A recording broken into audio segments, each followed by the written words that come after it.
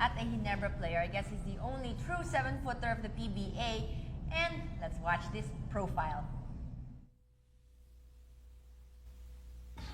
Ang course na kinuha ko sa college ay BS Chem. Hindi yung chem na iniisip nyo, chemers. Masayahin man, hindi naman lahat ay biro para kay EJ File. Sa katunayan, seryoso siya pagdating sa pakikisama. Ang totoong EJ, mabait yan sa totoo. Tsaka matulungin. Friendly yan sa mga kaibigan niya. Kulang isang oras makipagkwentuhan yan. Maalalahanin yan. Pag once na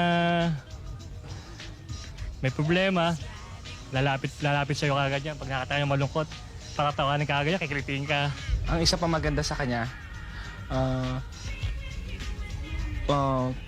tumitingin siya ng yung pinanggalingan niya. Hindi siya wala siyang ka-ere-ere sa... Nang pumasok ang taong 1995, isa si Edward Joseph File sa mga baguhang inabang-abangan sa rookie draft. One of the tallest Filipinos ever. Born on March 27, 1971, played for the Adamson squad in his college days, played for Casino.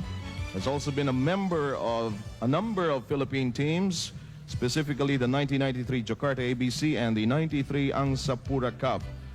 Edward Joseph File, ladies and gentlemen. Hindi naman talaga basketball ang unang hilig niya. Ang totoo, mas nauna siyang maglaro ng soccer. Pero malaki siya eh. Kaya naman siya naudyok sumubok maglaro ng matatangkad. Yun nga lang, nagbantang maging malaking balakid ang intriga. Before, tawag pa sa, niloloko lagi sa huwag ka na mag-basketball, magpiko ka na lang. Ganun pa niloloko sa akin lagi. Sabi ko, sobra naman kayo. Siguro naman, matututo rin ako mag-basketball. Before talaga, nung bago ako, maraming ganyan feedback na naririnig ko, ba't si File kinuha nyo?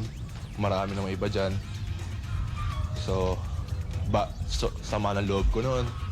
Talagang as kinakos ko na si Coach Jaworski, Coach, may mga naririnig akong ganito, parang kasi nakakasira. Sabi niya, huwag ko raw pakinggan yun kasi umpisa lang daw yan, marami talagang ganyan. Hindi lang daw ito abutin ko, yung maririnig ko. Mahirap man tanggapin ang pagkutsa, pinatibay si EJ ng kanyang pangarap. At patuloy ang kanyang pagpupursiging magpakahusay. Dumakit ako lagi maga sa Green Meadows para i-train ni Coach Rino Salazar. Tinuturuan niya ako mga moves, pati nila Coach Jaworski. Tinuturuan sa akin yung mga pivot, yung mga ilalim, yung paano gumalaw ang center. Tinuturuan nila lagi sa akin yan. Kaya, sabi sa akin, gawin ko lang daw lagi sa practice. Tapos pag nagawa ko raw lagi yon, wala na raw makapigil sa ilalim. Talagang nakikita ko sa kanya, kahit nung sa Adamson pa kami, talagang nagsisikap. Talagang gusto niyang iangat pa yung laro niya. Kaso yun talagang mabagal lang yung improvement niya. Pero talagang nakikita sa kanya, gusto niya talagang mag-improve. At dahil ginagabayan ng isang pangarap at pinapagtibay ng puspusang ensayo, buo sa loob ni EJ na handa na siyang harapin ang mga susunod na kabanata ng kanyang career. Yung sinasabi nilang, I have a height of a giant but a heart of a dwarf. Dati yun. Ibang File na ako ngayon.